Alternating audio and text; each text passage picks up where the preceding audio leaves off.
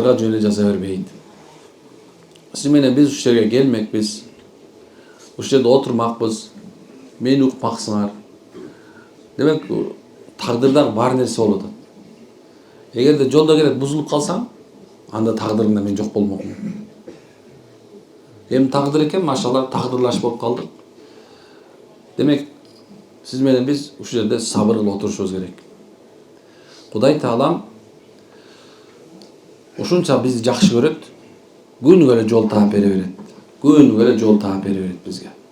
Күнүгө жолду мындай, кээ кичинекей бир жылчыгын ачып коет. Ошол жолду кармап кетсең, сен бактылуу болосуң. Сага мен ыраазы болом деген мындай бир жылчык ачат да. Кээ бирлерибизге ушул жерде Кудай Таалам мына ошол жылчыкты бүгүн ачты. Ушул жерге алып келип туруп, мына угуп көрсөң, сен көп пайда табасың. Сен ушул жылчыкка кирип ушул эшикти тандаган болсоң, сен сөзсүз пайда табасың деп Алла Таала сени алып келди. Аял болсун, эркек болсун. Аттың биздин тоң моюндугубуз, аны акыл жүгүртпөгөндүгүбүз элечи бизди кайра барып туңгуйка, өзүбүздүн баягы жашап калган бир күнөөбүзгө эле кайра түртө берет. Ошол себептен азыр айтып аткан сөзгө маани берип турсаңыз, мында ойлонуп тура турган болсоңуз, көп нерсе жол табасыз. Алла бир адамды жөн эле сүйлөтө бербейт. Алла бир жерге, бир элге пайгамбар жөн эле жөнөткөн эмес. Аларга биринчи эскертүү иретинде жиберген. Ал пайгамбарлар келип ошо коом кайсы нерсени туура эмес кылып аткан болсо, ошону бар эскерткен. Эй, зына кылбагыла. Эй, көп кетпегиле. Эй, туура эмес кылып атасыңар. Эй, бу арам деп улам пайгамбар. Ана акыркы пайгамбар Мухаммад алейхиссалам жөнөттү дагы, эми рахматул аламин, бүткүл алам рахмат деп турган хатемул амбия кылып турган акыркы пайгамбар кылды дагы. Анан кийин бирок ушундай нерсе биздин үммөткө пайгамбарыбыз толугу менен 23 жылда бардык суроолорго жооп берип, жашоодо хаятта эмне боло турган болсо ошонун бардыгын жолун пайгамбарларга билгизип койгон. Бирок бир жаман нерсеси, бул эми Алланын рахматы деп коеюн. Биз мурунку үммөттөр, мурунку коомдор кылган күнөөнүн бардыгы тең бизге келип калган. Мурунку үммөт кандай күнөө кыла турган болсо, ошонун бардыгы тең мына биздин үммөт кылат экен ошону. Биздин азыркы сиз менен биз кылат экенбиз. Бизде деген кандай Лут коомундагы бачабаздык. Бул ошол коомдун күнөөсү болчу. Бирок Алла Таала буга да жол таап койгон. Биягында субхана бир коом болгон, алар арам нерсе менен шууланган. Мына биздин коомдо арак ичүү, бирөөнү алдап кетүү, аферизм жана канча деген нерселердин баары тең көбөйүп турабы. Кийинкиси болсо бир коом болгон, мынекен алар өзүн өзү чыдап салган. Алла Таала аларды, бизде да канча деген адамдар депрессия, стрессте жүрөт. Мына ошонун бардыгына тең жакшылап кунт коюп жол издеп аткан болсоң, кантип ушундан чыгам деп. Сен биздин исламдан, имандан табасың. Башка жерден таба албайсыздар туугандар. Эми биз айтып аткан сөзгө бир аз кичине көңүл буруп турабыз. Биз айтып аткан Кыргызстандагы өзүбүздүн тилибиз менен, баягы дилибиз менен, туура жолубуз менен сүйлөп аткан молдокелерди угуп турсаң, туура жолдон башка эчтеке таппайсың, эгер сен ошого амал кылган болсоң. Угуп коюш оңой да, кулактын акысын берип коет көпчүлүк, угуп коет. Мисалы кара, бир адамдын ооруганга чейин кандай жүрдүң эле?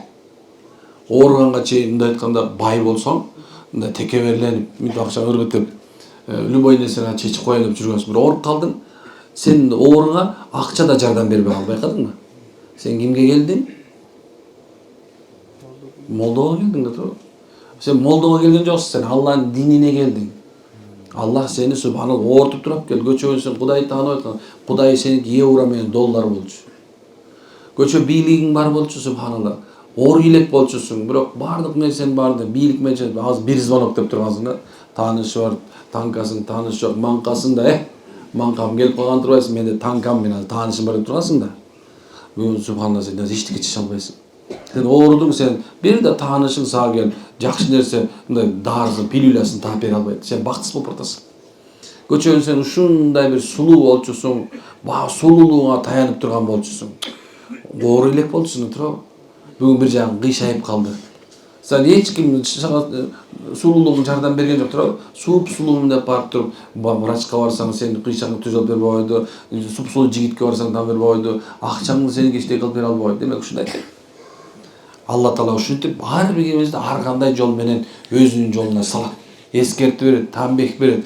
Аттың ушунда бир мындай эс алдында өзүң оюңа келип аттың мен туура эмес кылып кой. Мен ушу түшүм керек деп түшүп кеткен болсом, машалла сен пайда таптың. Ушул жерде канчаңыздар бар туура рахатты картадан, оюндан, нашадан, арактан издеп жүргөнсүң. Бактылуу болом деп алсаң ошол нерсеничи чегип алсаң кайф. Сен самолетте учуп кеттиң, жашоодо жоксуң. Туурабы? Бирок ушундай арак ичип алдың, ушундай бүгүн жыргап жүрүп, бүгүн ушундай болуп аткансың. Жокко, жоголуп кетти го, туурабы?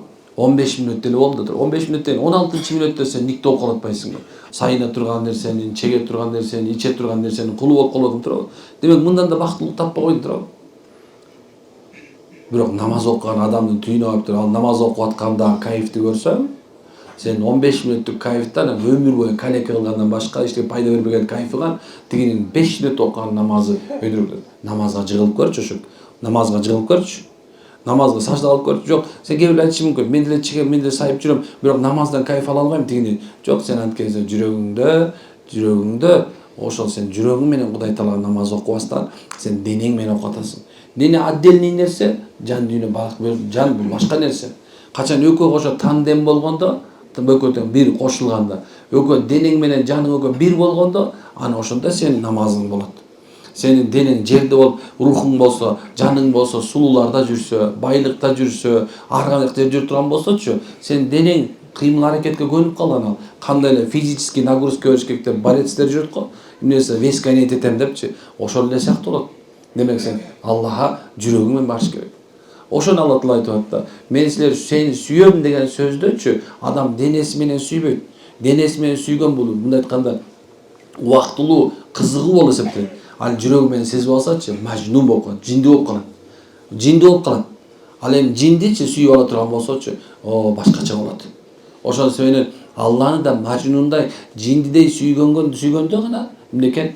Ошо намаз болот. Пайгамбарыбыздын кийинки алымдар бир айткан, сени дейт адамдар жинди болуп калдың десе дейт, намаз окуп жүрсөң, даватка чыгып жүрсөң, ушундай диниңди кармап жүрсөң, намаз окуп жүрсөң, бул жинди болуп калды дегенге чейин дейт да, диниң эле бекем болгон.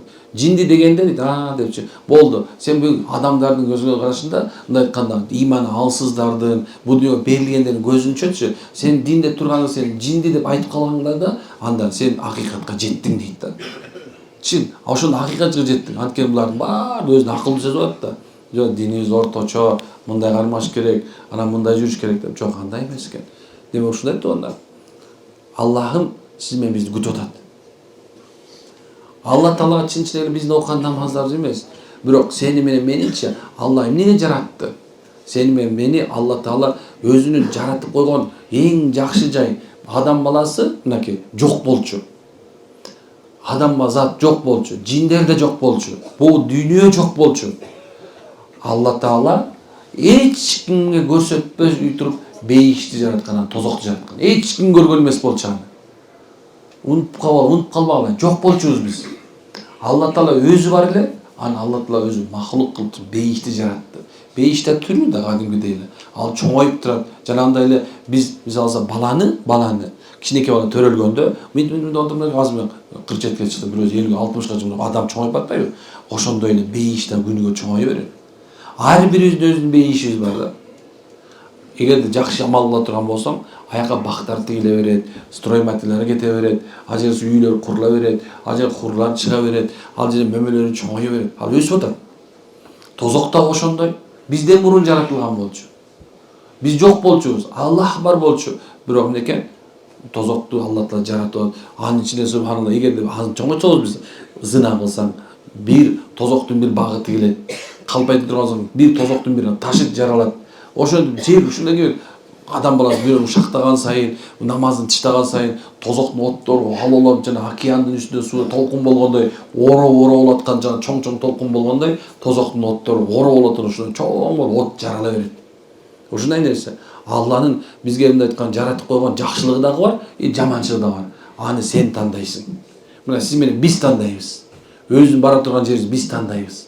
Эртең күнү ушул амал кылып атабыз, кээ бирөө ушунча адамга жардам бер. Машалла, сонун канча сабактар болот, канча адам хидаятка келип атат. Бирок билесиңерби, тозоктун ичи болгондо, тозоктун ичинде адамдар киргизилгенден кийин бир чоң бир жаргылчак болот экен, жаргылчак жана будай тарткан.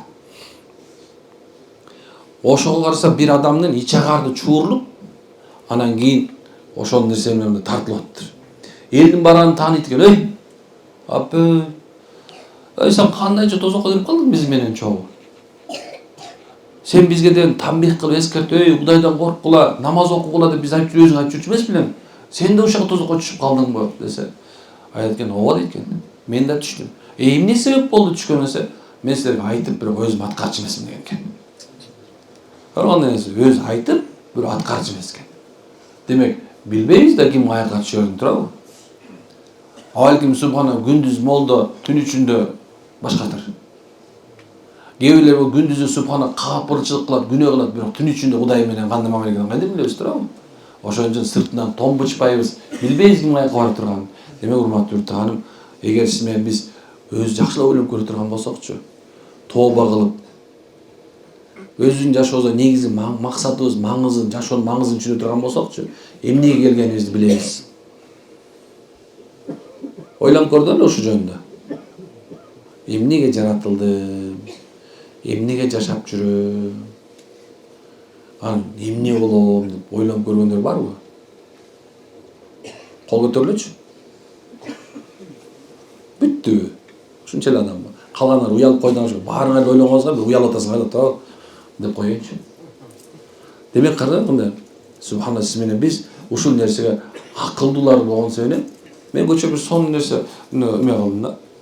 Чын эле мында жана бир депутаттын айтып атканын угуп аябай маани бердим мен ушугачы. Көп кишинин сөзүнө маани бербейт элем, бирок маани бердим буга. Биз дейт аз балдарыбызды садиктерге берип атабыз дейт. Эртең менен апартып киргизебиз дейт. Кечинде алып келебиз дагы, алып келип үйгө киргизип колуна сот көрүп коебуз дейт. Бул бир нерсеге окшошуп атат дейт да. Жок. Айылдагы малчыга окшошуп атат дейт. Эртең менен эптеп барып тоо айдап дейт да. Кечин эптеп тосуп келип сарайга киргизип коюш керек дейт да. Биз азыр ушинтип тарбиялап атабыз дейт да. Ах дедим, чынын мынакей. Мен айткым келген сөздү айтты да. Чын. Биз баарыбыз тең адамбыз да, акылыбыз бар да. Акыл жүгүрүп көрө турган болсокчу, биздин максатыбыз бөлөк болчу да. Биз болсобуз ошо малдай эле жашап атабыз да. Эртең менен жумушка чыгып кетишибиз керек. Кечке чейин тытын иштеп келип туруп, кечинде болуп туруп, дүк деп жыгылып калышыбыз керек. Эртең менен кайра тамак тапкан кетишибиз керек да. Биздин максатыбыз курсакты мындай чоңураак чыгарып коюп эле, анан мынтип коюп эле баягы жана кинодогу эмедей да. Көрчү. Айтайын оор болуп калышы мүмкүн азыр. Максатыбыз өзгөрүп кетти. Бул деген максатыбыз некен ибадат кыл, кул болуш керек болчу. Кулчулугубузду кылып туруп, жашай турган жерибизге, бара турган жерибизге даярданып кетишибиз керек болчу. Бул дүйнөдө адам баласы көп нерсеге намыстанат. Мен ушул нерсе намыс деген нерсеге баягы жигитти намыс өлтүрөт деген сөздү мындай көп ойлонот элем да, эмнеге мындай? Намыс деген сөз бул баягы кээ бирде аз деле өзү калбай деле калды. Мисалы, канча аздар арак ичип жүрбөй шығар. Жүрөбүз, Кудай сактасын. Күнөө кылып жүрөт, зына деле кылып жүрөт. Баландайдын уулу, баландай болуп кеттир деген сөздөн ишиге эмне деп коебуз да. Мына сөз мазмұны баландайдын уулу деген сөзгө маани бербейбиз. Баландайдын кызы дегенде мисалы мен мындай Тынайдын уулу деген сөз мен үчүн мындай жанагындай эмедей тийиш керек болчу да. Жаа менен аты бычак менен сайып ийгендейчи. Биз азыр атабызды деле кадыр бир тийин бизге. Мен ушуну байкап калдым, атага деле баланын кадыры бир тийин экен азыр. Намыс жок экен. Атада деле, балада деле, энеде деле, кызда деле намыс жоголуптур. Анткени себеп субханалла көчөдө ичип жүрүү бул намыс эле да, туурабы? Көчөдө бирөө менен ойноп кетүү, бирөө менен жанагындай карган чал менен зына кылып кетүү. Карасаң, кемпирдин жаш болгон киши бала менен зына кылып кетиши, бирөөнүн үй бүлөсү бузулуп кетиши, тигинин кызы тигинтип кеткен турбайбы, шерменде деген сөз мындай как будто мындай бир кинодогудай, уркуядагы эле кинодогудай да. Кинодо калып калды. Намыс жок калды. Демек, адамда намыс жок, уят жок болгондон кийин, демек ал адамда субханалла иман маселеси жоголду, туурабы? Кандай десе ошого? Демек, эмне кылышыбыз керек десе, туана ойлонуш керек. Ойлонбосок болбой калды. Мен ошол жерде отургам, мен ошол жерде турган бир 500 кишиге айтып атайын дейт. Gel oylап alış 5 söz ayal erkek. Mende namız kaldыбы? Misal ошол жерге көптөгөн эжекелер келет да, субханалла, денелери ачык боюнча эле, жоолук деле салынбай. Ана кээ бир эркектер ээрчитип алат деп эле ошондой кылып, өзүнүн аялынча. Таң калам, же бул аялда намыс жокпу, же эркекте намыс жок болуп калган да. Эркекте уят жокпу, же болбосо аялда уят жокпу. Анан бир нерсе тагын көрүп, өкөндө тең дин жок экен дейсиң да. Дин дегенде билгенде тагын көрүп, каада салтын билгенде, үрп адатын билгенде тагын көрүп. Ошо чыдыгы кыргыз болгондо анда мындай болбойт эле деп коем да. Чын. Ушул болгондо эгер азыр силер менен ойлоп көрсөң, мына кыргыздын каада салтында барбы? Сиз менен биз кылып аткан азыркы иштерибиз. Эми тону мен болгон нерсеси урушуп аткан жокмун. Мындай ойлонсо экен деп атам азыр. Ойлонуп көрчү, сен жашооңдо ушул нерсе барбы? Мына үйүңдө отурганыңда сен тамак жена, сиз деп коеюн, сиз тамак желектен, дасторконго келелектен мурда балаңыз тамак жеп атабы? Ай атаңар келгенче мен жеп ичип алгыла деп туруп, алдында тамакты салып берип коюп, сен последний очередте болуп атасыңбы, эркек? Сенден биринчи тамак ичип атабы тени балдарың? Демек, субхана ошол үйдө каада жок экен. Сен дасторконго келелектен мурда колго дасторконго кол салып атса балаң, каадаң жок экен турабы? Кээ бир айтышы мүмкүн, шариятта мындай эмес да деп. Шарият түпүрчөм. Каадаң гана. Кыргызчылык гана. Мисалы алса, үйгө кирип келатканыңда аялың дарбазаны чакырып, сенден мурун кирип кетип атабы? Канакей ошол аялдын салтты кармап атканда аз кана. Жок, устукан тартканда эле жамбаш талашып калышат. Жамбаш деле билип калышкан салт катарычы. Жото жилик тагыч керек, келин жилигин берип койсо таарынат. Аялдай эле таарынат кээ бир эркектер таң каласың. Ушундай. Демек, келе ойлонуп көрөбүз. Максатың эмне жаратылышта? Эмнеге жаратылдың? Эмнеге жашадың ушунча 80 жыл, 70 жыл, 60 жыл, 30 жыл? Эмнеге жашадың? Эмне кантип жашап өттүң мынакей? Сүйөм деп сүйгөнүңө жеттиң, алдың, ушуна жашадың, субханалла. Жыргадың, жүрдүң. Бирок эмне максат эле анда? Азада кереги жоксуң сен. Анда кереги жок азыр. Ушунча акча табышым деп өмүр бою окат кылдың дагы, азыр субхана ата отура берчи деп туруп балаң отургузуп койду дагы, эмнекен сен отурасың. Сен эч кимге керегиң жок азыр. Эмнеге жашадың ушунча жыл? Акчаны таптың мына. Эмне болду анан? Ошондой. Ошону сөйлөп турганда ойлонолу, машалла. Алла Таала болсо айтып атат. Мен дайым ошол аятты аябай жакшы көрөм. Мүлк сүрөсүндө. Ушул нерсени окуп алып өзүм ойлонуп берем дайымча. Халакал маута вал хаята лиябулуакум айюкум ахсану амала. Аябай сонунда. Аллах өлүмдү айтат да биринчи. Биз дейт өлүмдү жана тирүүлүктү жаратып бердик силерге. Силердин араңардан лиябулуакум айюкум ахсану амала. Кимге жакшы амалдарды кылар экен деп. Жакшы амалды бирөөнө кылып кереги жок. Намаз окуп атасыңбы?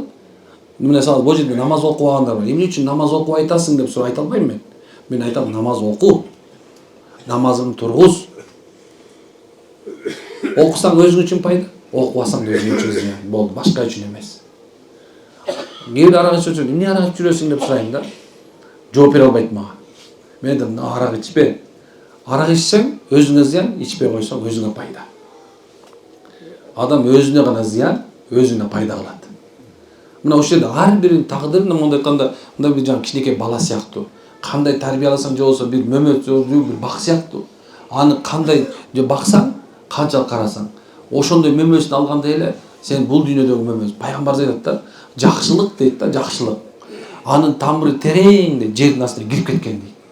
Жана анын шагы дейт, анын эмес сөңгөгү, анын шактары барып туруп дейт, бейишке кирип кеткен дейт. Ал бейиштин ичинде экен мөмөлөрү. Деген сөз аябай чоң маанилүү сөз бул. Демек сен жакшылык кылганың, сен өзүң ошол мындай айтканда бакты же баккандай экен. Эгер сен ушундай жакшылык менен бакпаган болсоң, анда субханалла. Намыс, катышпай калыш намыс, баспай калыш намыс, тигиндей эркек болуу намыс, кереги жок нерсеге намыс кылып. Бирок субханалла, өлүм төшөгүнө келгенде Азраил деген периште бар туугандар. Ошо Азраил деген периште келет дагы бет маңдайыбызга отурат. Ожир, маңдай. Көрүп туруп. Чыгып дейт. Бөлөгөндө бет маңда чык дейт. Чыгам. Чык. Болду же, чыкпай койбой албайсың. Ал уже сеники эмес болот. Бүт нерсеңдин баардыгын тепсейтет. Чык дейт. Болду. Чык болду, всё. Эмне дей аласың? Кандай дей алабыз? Жок, чыкпайм дейсиңби? Биреме келет, болду жан дейт да, ар бир кан тамырга жабышып чыкпайм деген аракет кылат экен. Балит, капыр жандыкычы. Бул дүйнө намаз окуган эмес, Алланын өкүн аткарган эмес. Ошону жыргап жашап жүрөм. Чык дейт, чыкпайм дейт экен. Ошондон тартканда ар бир уну кан тамыр жылынат экен да. Мен ушуну көргөммүн. Жан чыгып атканда кандай тык деп улам көгөрүп бут турушунан бери 27 жыл молдо болсоң көрөткөнсүң да. Сактап кал деп кыйкырган кишини көргөм. Молдоке сактап кал, момундан сактачы мени. Молдоке айтчы буга, кетсинчи жаныма, кет. Жок, мен барбайм дегендер болгон. Бирок эч кимиси калган жок. Биз да баратабыз ошого. Ошону сен унутпай туугандар. Бул дүйнөгө биз Кудай Таала жараткан, Кудайдын алдына гана барабыз. Бул дүйнөдө кандай жашасаң ошондой өлөсүң, кандай өлсөң ошондой сурак болот. Аракет кылабызбы иншалла? Амал кылалы. Даваттарга чыгалы туугандар, 3 күндүк даваттан качпагыла. 3 эле күн, батыр 72 эле саат. 3 күндүк даваттан качпайлы. Аракет кылып өз жашообузду оңдоого аракет кылалы туугандар. Мына жаштар, бөтөнчө, могу аксакалдарды карабагыла. Булардын жашоосу бөлөк болгон. Биздин жашообуз азыр фитна. Булардын заманда фитна аз болчу.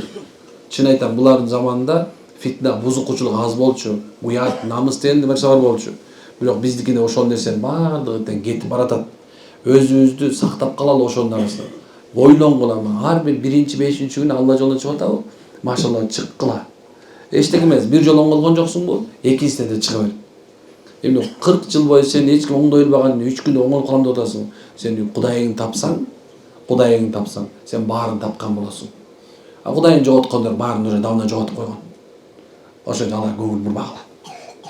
Ушундай. Аракет кылабыз, иншалла. Субханак хамдик ашалла анта астагфирука ва атубу илейк. Аллахым бизди татыктуу пайгамбар Мухаммад алейхиссалам үммөтүнөн кыл, татыктуу энеден, татыктуу тарбиячыдан кыл, татыктуу атадан кыл, татыктуу бир туугандан кыл, татыктуу үммөттө жана пайгамбарыбыздын акыйкый жолунда жүрө тургандан кыл. Эл журтубузга пайдабыз тие турган, эки жүзүлүгү болбогон, эл журтуна толук пайдасы тие турган момундардан кылган. Аллахым оларга шифа бер. Эмне максат чоң ошо максат толук жеткизе бер.